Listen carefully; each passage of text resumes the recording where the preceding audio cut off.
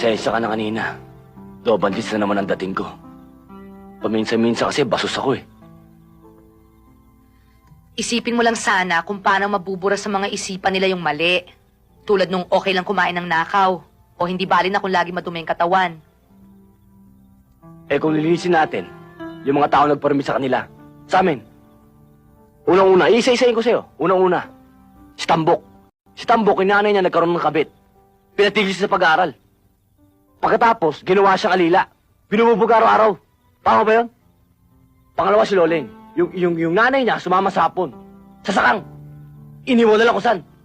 Pangatlo, yan si Antok. Kapapanganak pa lang ha. Kapapanganak. Nabulot sa paketa. Nabulot si Loleng doon. Tama ba yun? Mga tao ba yun? Okay. Marumi ang mundo, malupit ang tao. Pero tinutulungan mo na rin lang sila. Lubos-lubosin mo na. Dahil na ako madudukot. Galing sa malinis yung pakakain ko sa kanila. Kalokohan na malaki yun. Ewan ko. Siguro nga huling na para baguhin yung mga paniniwala mo sa buhay. Pero yung mga bata, Karding, hindi ako makakapayag na lumaki silang pareho mo. Palalakihin ko lalatoy-latoy. May natuhod.